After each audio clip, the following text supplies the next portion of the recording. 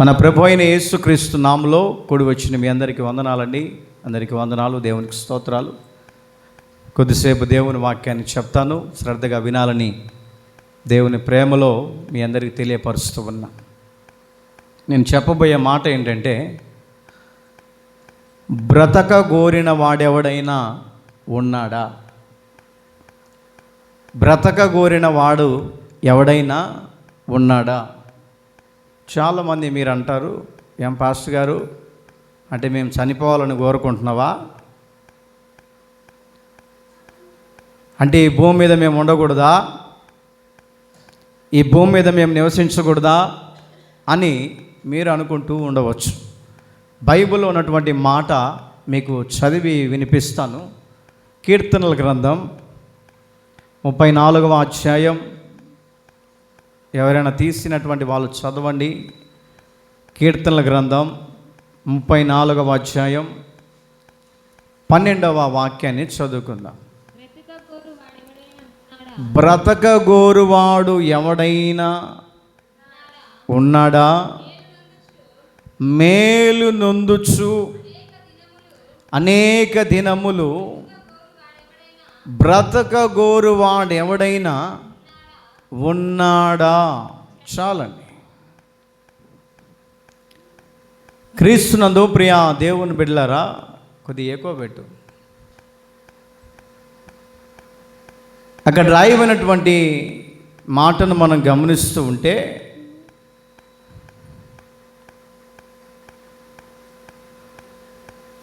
ఎవరైనా బ్రతక గోరువాడు ఎవడైనా ఉన్నాడా?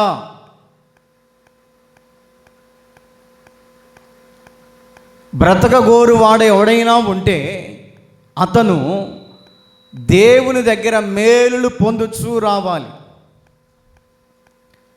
దేవుని దగ్గర మేలులు పొందుచూ రావాలి. చాలామంది అంటూ ఉంటారు, బ్రదర్, ఈ భూమి మీద బ్రతకాలని నాకు ఆశ లేదు, ఈ భూమి మీద నేను బ్రతకాలని అనుకోవట్లేదు, అనుకోని రీతిలో నాకు కొన్ని శ్రమలు వస్తూ ఉన్నాయి, అనుకోని రీతిలో ఎన్నో నిందలు నాకు వస్తూ ఉన్నాయి, అనుకోని రీతిలో ఎన్నో నిందల మధ్యలో, అవమానాల మధ్యలో, నిట్టూర్పుల మధ్యలో నేను కృంగిపోతున్నాను, ఇక నాకు బ్రతకటానికి ఆ ఆలోచన కలగట్లేదు, చనిపోదాం అనుకుంటున్నాను అని చాలామంది బ్రతుకు మీద విరక్తి చెంది, బ్రతుకు మీద విసిగి వేసారిపోయి, ఇంక కదిలి మాకు బ్రతుకు మీద ఆశలు పోగొట్టుకొని కొంతమంది జీవిస్తూ ఉంటారు. మరి కొంతమందిని గమనిస్తూ ఉంటే, గృహాలలో కొన్ని సందర్భాలలో పిల్లల విషయాల్లో మనం బాధపడుతూ ఉంటాం. వీడు నా కడుపున ఎందుకు పుట్టాడా, వీడు చనిపోతే బాగుండు, వీడు పుట్టినందువలన నాకు ప్రయోజనము లేదు అని పిల్లల విషయంలో చాలామంది తల్లిదండ్రులు బాధపడుతూ ఉంటారు. పిల్లలు కూడా ఒక మాట గమనించాలి, తల్లిదండ్రులను బాధ పెట్టేంత స్థితిలోనికి పురుషులు రాకూడదు, తల్లిదండ్రులను ఏడిపించేంత స్థితికి స్త్రీలైనటువంటి చిన్నపిల్లలు కూడా రాకూడదు. ఎందుకంటే తల్లిదండ్రులు అనబడుతున్నటువంటి వారు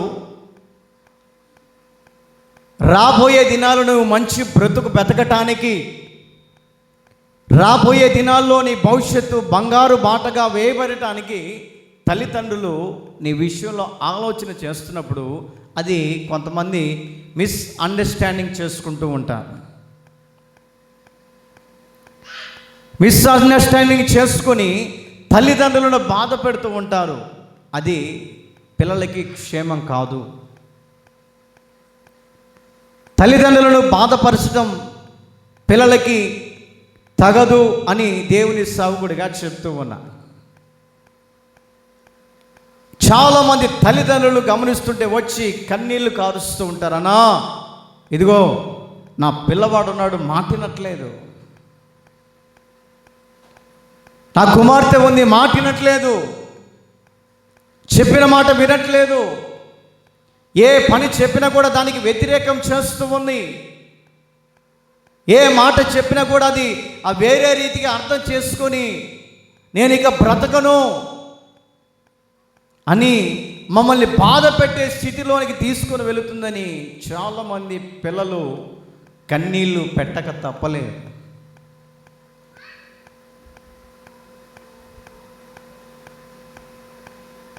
నా ప్రియ దేవుని బిడ్డలారా, క్రైస్తవుడుగా పిలువబడుతున్నటువంటి వాళ్ళు, క్రైస్తవుడుగా దేవుని బిడ్డలుగా పిలువబడుతున్నటువంటి వాళ్ళు, చిన్నలు కానీ పెద్దలు కానీ, ఏదైనా మనము సాధించాలి అని అంటే అది బ్రతికి సాధించే వారిగా మనం ఉండాలి. హల్లెలూయా. అది సరిగా పెట్టు, రావట్లే, సౌండ్ తగ్గి కొద్దిగా.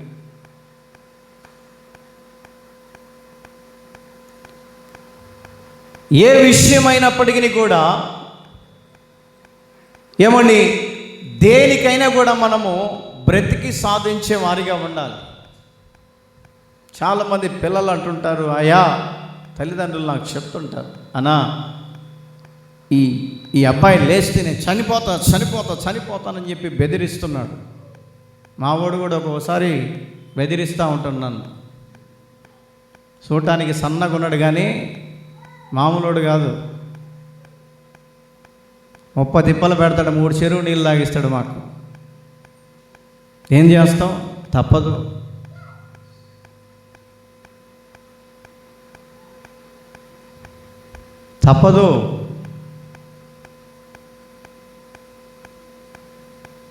వారిని కన్నందుకు కూడా వారిని మనం ఏం చేయాలంటే భుజాన్ని మోసుకుంటూ రావాలి.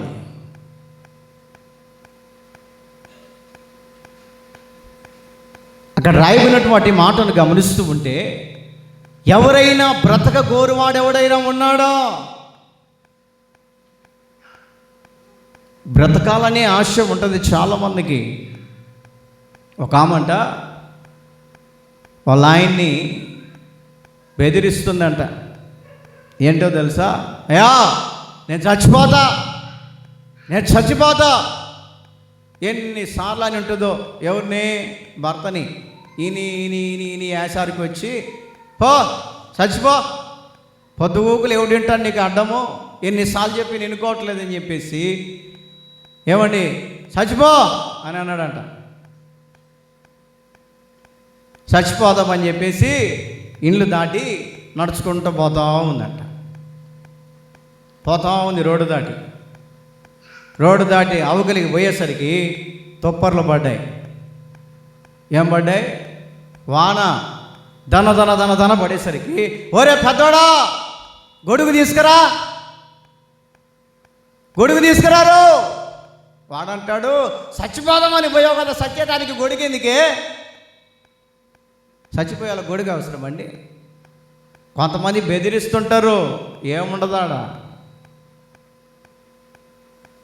ఏదైనా భూమి మీద బట్ట కట్టి బ్రతికి సాధించాలి, కానీ అటువంటి వ్యవస్థలోనికి వెళ్ళకూడదు. పెద్ద కేకలెత్తుంది, ఒరే పెద్దోడా ఆడ మూల గొడుగుంది కానీ తీసుకోనరా.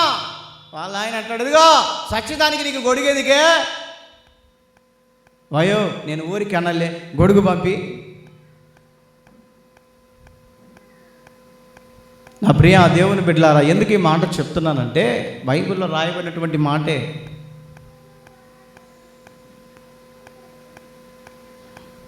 బ్రతక గోరువాడు ఎవడైనా ఉన్నాడా?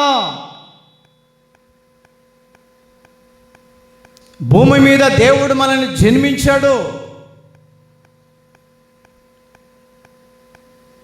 భూమి మీద దేవుడు మనల్ని ఏమని జన్మింపచేసి దేవుడిచ్చినటువంటి మేలులు ఉన్నాయే, దేవుడిచ్చినటువంటి ఆశీర్వాదాలు ఉన్నాయే, దేవుడిచ్చినటువంటి ఉన్నతమైనటువంటి కృప ఉందే, వాటిని పొందుకోవటానికి దేవుడు మనల్ని బ్రతికింపజేస్తున్నాడు.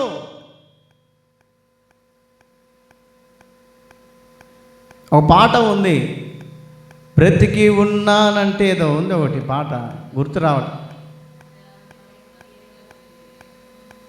పాడండి. సతీష్ గారి పాట.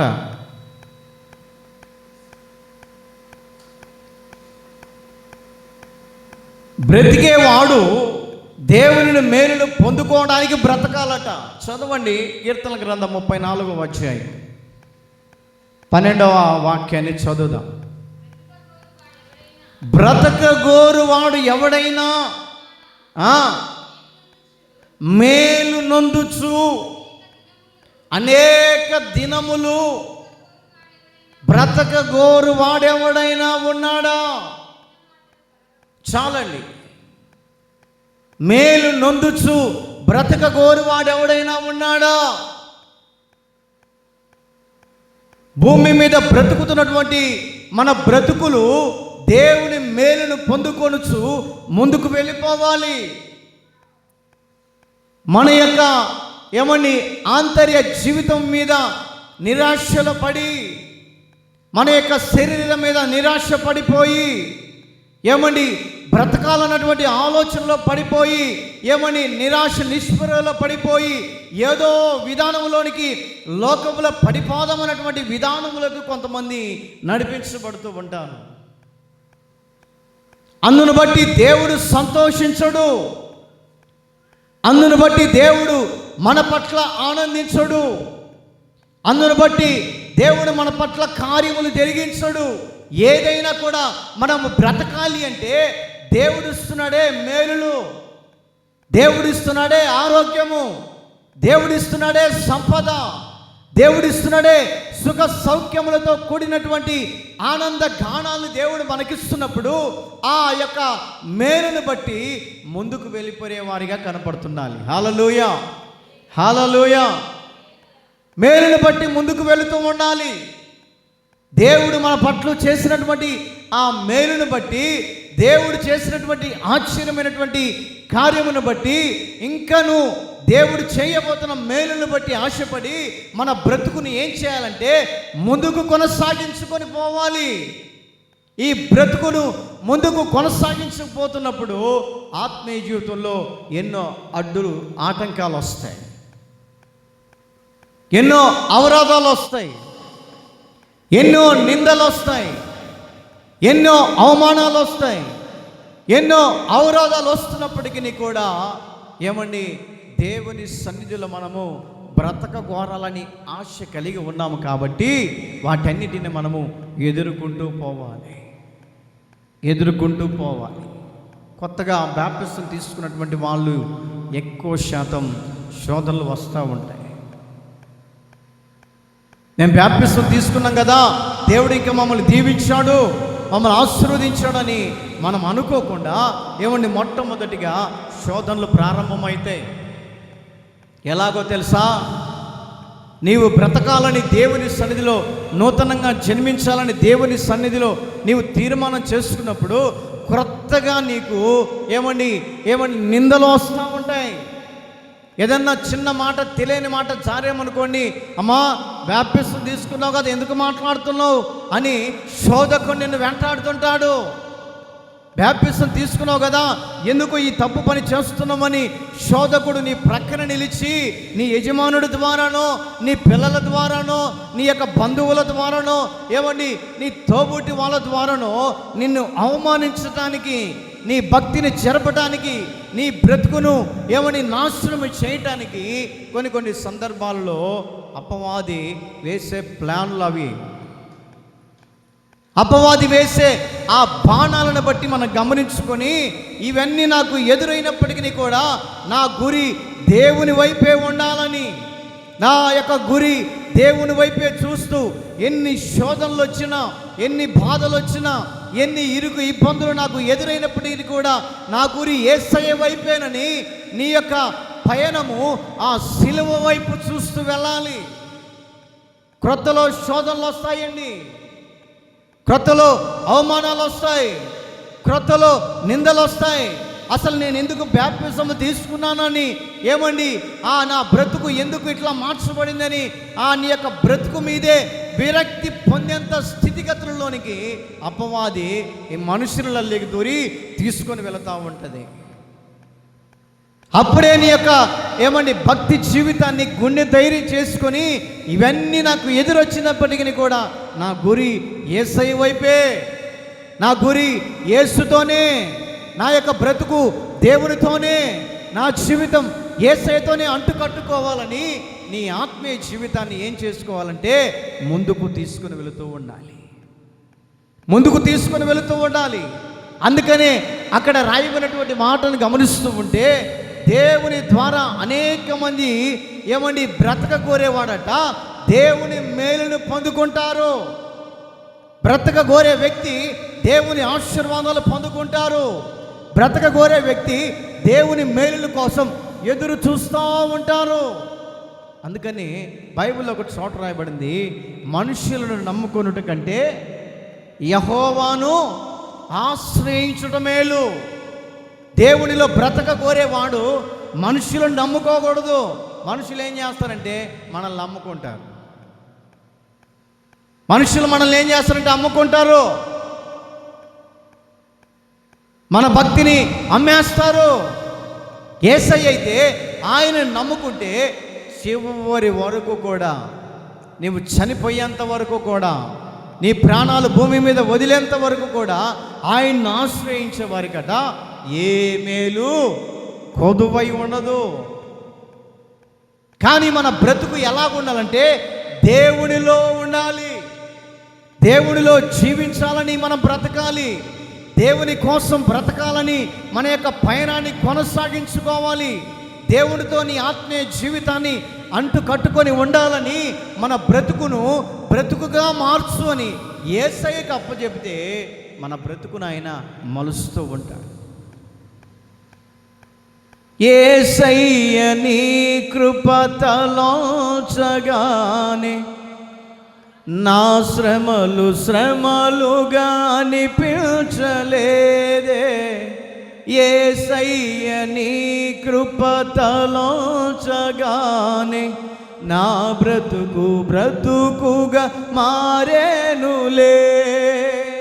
నాట్యమాడేను నాంతరంగము, ఇది రక్షణానంద భాగ్యమే. నాట్యమాడేను నాంతరంగము, ఇది రక్షణానంద భాగ్యమే. సుగుణాల సంపన్నుడా, సౌండ్ పెట్టు, నాల వారసుడా, జీవితోను నిత్యము నీ నీడలో ఆస్వాదితోను నీ మాటల మకరందము. జీవితోను నిత్యము నీ నీడలో ఆస్వాదింతు. హల్లెలూయా, హల్లెలూయా. సౌండ్ ఇంజనీర్ మారేసరికి అన్ని తేడాలు వచ్చేసి నేర్చుకోవాలి, ఒకళ్ళ మీద మనం ఆధారపడకూడదు. హల్లెలూయా, హల్లెలూయా. మన బ్రతుకును దేవుని వైపు కొనసాగించు. భక్తుడైన దావీదు ఒక మాట అంటాడు, చదవండి. 23వ కీర్తన 6వ వాక్యం.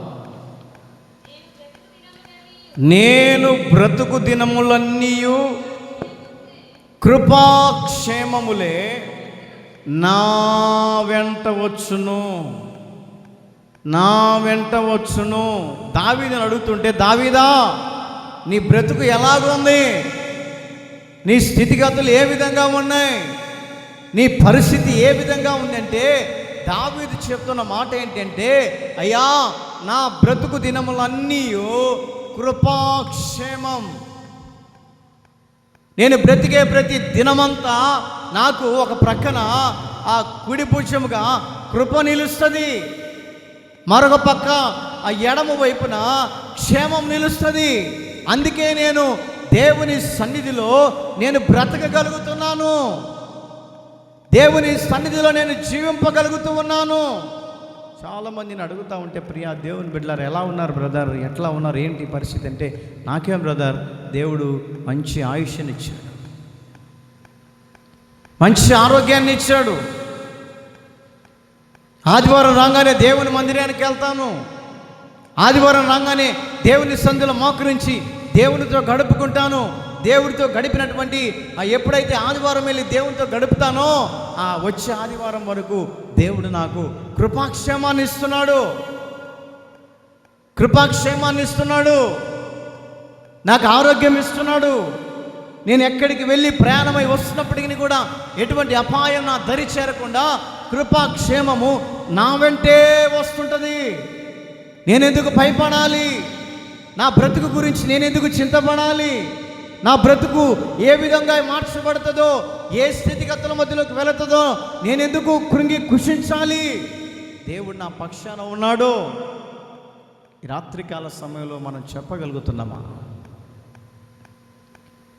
ఈ రాత్రికాల సమయంలో నా బ్రతుకు దేవుడు మంచి విధానంలో నడిపిస్తున్నాడని, నా బ్రతుకును దేవుడు నాట్యంగా మారుస్తున్నాడని, నా బ్రతుకును దేవుడు ఉన్నతమైనటువంటి విషయ పతాకంలోనికి నడిపిస్తున్నాడని ఈ రాత్రి కాల సమయంలో దేవుడు నమ్ముకున్నటువంటి బిడ్డలుగా మనము చెప్పగలుగుతున్నామా?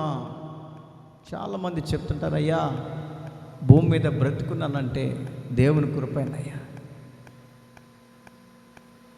భూమి మీద బ్రతుకున్నానంటే దేవుని కృప. ఈ క్షణమున నేను బ్రతికున్నానంటే అది కేవలం నీ కృపే కదా. ఈ క్షణమున మనం బ్రతుకున్నామంటే అది కేవలం దేవుని కృప మాత్రమే. ఎంతోమంది చనిపోతున్నారు. ఇందాక మా ఇంటి దగ్గర బంధువులు అవుతారు, మనిషి అటు ఇటు తిరుగుతూ ఉన్నాడు, ఇంటికి వెళ్ళిపోయి అట్లా పడుకున్నాడంట, ప్రాణం పోయింది. వాళ్ళ కుమారుడు వెళ్ళి కదిలిస్తుంటే, నాన్న లే అంటుంటే ఎక్కడ లేస్తాడు? చనిపోయాడు, ప్రాణం పోయింది. నేను ఇందాక ప్రార్థనకి వెళ్ళేటప్పుడు ఇంటి దగ్గరే పక్కకు ఉంది బంధువులే, వెళ్ళి అట్లా ఊరికి అట్లా చూసేసి ప్రార్థనకు టైం అవుతుందని వచ్చాను. ఈ భూమి మీద ఆవిరి వంటి జీవితం మంది. ఎప్పుడు పోతుందో, ఎప్పుడు రాలిపోతుందో తెలియదు. ఒక చెట్టుకు ఒక కాయ కాసిందంటే, పండైందంటే ఏ టయాన రాలిపోతుందో తెలియదు. అలాంటి బ్రతుకులో ఉన్నాం, అలాంటి స్థితిగతుల మధ్యలో ఉన్నాం. అలాంటి పరిస్థితుల మధ్యలో ఉన్నటువంటి మనము ఏమండి ఆ కాసేపు ప్రాణం పోయేదానికి ఏమండి కోపాలు, నువ్వెంత అంటే నువ్వెంత, నీ అంత నేను తేలుస్తా, నా అంత తెలుగు నువ్వు.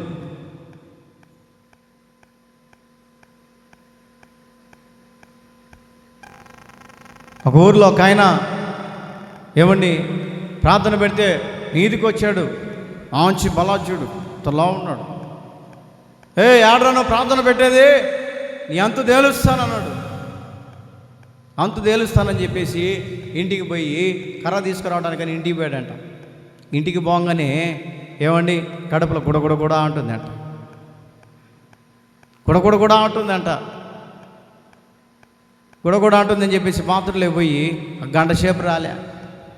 ఏందిరా నాయన కొడతానని చెప్పేసి వచ్చావు కదా అంటే, వాళ్ళ భార్య చెబుతుంది, అయ్యా నీ మీదకి రావాలని వచ్చిండు కానీ అయ్యగారికి 20 నెలలు పెట్టింది, ఇంకేడతాడు.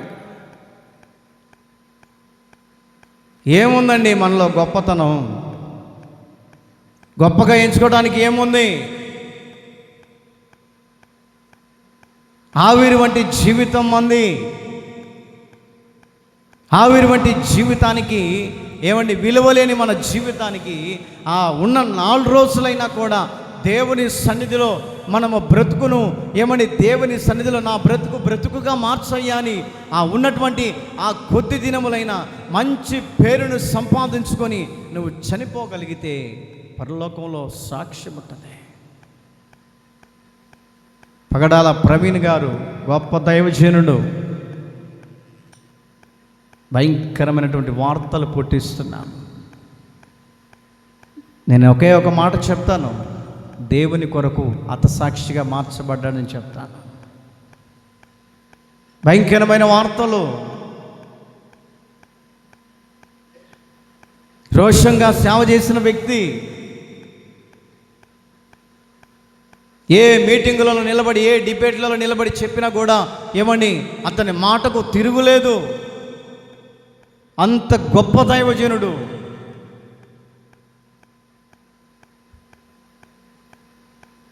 కోట్ల రూపాయల ఆస్తి ఉన్నప్పటికీ కూడా, సాఫ్ట్వేర్ ఇంజనీర్ అండి అతను, కోట్ల రూపాయల ఆస్తిపరుడు.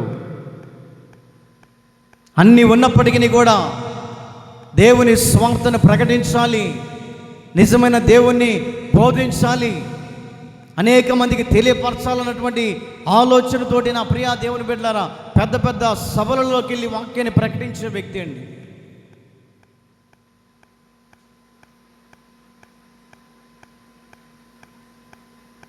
ప్రకటించే వ్యక్తి. అలాంటి వ్యక్తులని ఈ రోజున భూమి మీద లేకుండా చేశారు. మనిషిని మటుమాయం చేయొచ్చు, అతను చెప్పిన బోధలు పొరపాటునే వెనక్కి హల్లెలూయా, హల్లెలూయా. అతను చెప్పిన వాక్యాలు పొరపాటుని వెనక్కి ఇంకా అనేక మంది సేవకులు ఉజ్జింప చేయబడతారు వాటిని బట్టి. కయ్యూని విషయంలో గమనిస్తూ ఉంటే కయ్యూనట తన తమ్ముడైనటువంటి హేబేలును చంపేసినప్పటికీ కూడా తన రక్తమట దేవునికి మొరపెడుతుంది. కారణం ఏమిటి? తన యొక్క బ్రతుకులో ఆ బ్రతుకును ఆ విధంగా సమాధి చేసినప్పటికీ కూడా, అతడు చనిపోయినప్పటికీ కూడా అతని రక్తమట దేవునికి మొరపెట్టడానికి గల కారణం ఏంటంటే, దేవుని యొక్క విధానములో నడిచి దేవుని భక్తిని ధరించుకొని అనేక మంది ప్రజలలో సాక్ష్యాన్ని సంపాదించుకొని అనేక మందికి ప్రజలకు నిదర్శనంగా నిలబడి అనేక మంది హృదయాలను కదిలించేవాడిగా ఉండి అనేక మంది బ్రతుకుగా నాట్యంగా మార్చిన వాడిగా నిలబడి ఆ తర్వాత చనిపోయినప్పుడు అతని రక్తమంట దేవునికి మొరపెడుతుంది. దేవుడు అడుగుతున్నాడు, కయ్యో నీ తమ్ముడైనటువంటి హేబేలు ఎక్కడ ఉన్నాడు? నేనేమన్నా కావాలవన్నా? ప్రభువా, దేవునికి వ్యతిరేకించి మాట్లాడగలిగినటువంటి స్థితిలోనికి వెళ్ళాడు కయ్యూను. తన బ్రతుకు అదో పాతాళానికి వెళ్ళిపోయింది. తన బ్రతుకు అదో పాతాళానికి వెళ్ళిపోయింది. కొద్దిపాటి మన శేష జీవితం అయినప్పటికీ కూడా, కొద్దిపాటి మన బ్రతుకైనప్పటికీ కూడా రెక్కాడితే డొక్కాడని పరిస్థితుల మధ్యలో మన బ్రతుకును కొనసాగించబడుతున్నప్పటికీ కూడా దేవునిలో నమ్మకంగా మనం ఉండి చనిపోతే పరలోకంలో నీ సాక్ష్యము మారుమ్రోగుతుంది. పరలోకములో నీ యొక్క నువ్వు చేస్తున్నటువంటి భక్తి మార్గం ఉందే, పరలోకం నువ్వు భూమి మీద ఉన్నటువంటి ఆ స్థితిగతుల మధ్యలో నీవు చేసినటువంటి భక్తి, నీవు దేవుని సేవకులకు చేసిన పరిచర్య, సంఘానికి ఇచ్చినటువంటి విధానం, సంఘ కార్యక్రమాల్లో పాల్గొన్న విధానాన్ని పరలోకం ఉన్నటువంటి దేవుడు చూసి నీవు చేసినటువంటి ఆ మంచి పనులన్నీ తన గ్రంథములో లిఖితము చేస్తాడు. మన గ్రంథములో మన పేపర్లో బుక్కులో రాసుకుంటే ఏ రోజుకైనా చినిగిపోతాయి, చెగిరిపోతాయి, నీళ్లు పడగానే అవన్నీ నార్మల్ అయిపోతాయి. పరలోకములో దేవుని దగ్గర జీవ గ్రంథములో నీ గురించి పేరు రాయబడాలంటే బ్రతికిన కొన్ని దినాలైనా కూడా దేవునికి సాక్షిగా నిలబడి, అబ్బా ఆ వ్యక్తి అండి బ్రతికిన కొన్ని దినాలైనా తన భక్తిని కాపాడుకున్నాడన్నా, ఆ యొక్క యవనస్తురాలు బ్రతికిన కొన్ని దినాలైనా కూడా దేవునికి సాక్షిగా బ్రతికింది. ఆ యొక్క వృద్ధురాలు బ్రతికిన 4 రోజులైనా కూడా, భూమి మీద ఉన్నటువంటి 4 రోజులైనా కూడా దేవునికి సాక్షిగా నిలబడి ఆదివారం శనివారం ప్రార్థన ఏ రోజు జరిగినా కూడా మానకుండా వస్తున్నాడు.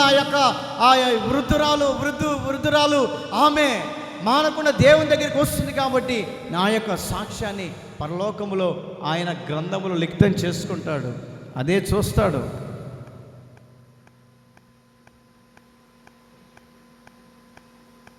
దేవుడు నీలో చూసేది సీనియారిటీని చూడడు, ఎన్ని సంవత్సరాల నుంచి ప్రార్థనకు వస్తున్నావు అనేది చూడదు. దేవుడు నీలో చూసేది ఏంటో తెలుసా? సిన్సియారిటీగా నువ్వు దేవుని మందిరానికి వస్తున్నావా?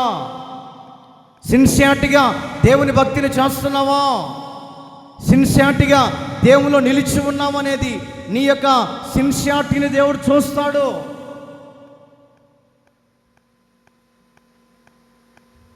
ఎన్ని సంవత్సరాల నుంచి ప్రార్థనకు వస్తున్నాం అనేది కాదండి, దేవునిలో ఎంత నమ్మకంగా ఉంటున్నామన్నది విశ్వాసి హృదయంలో గుర్తుపెట్టుకోవాలి.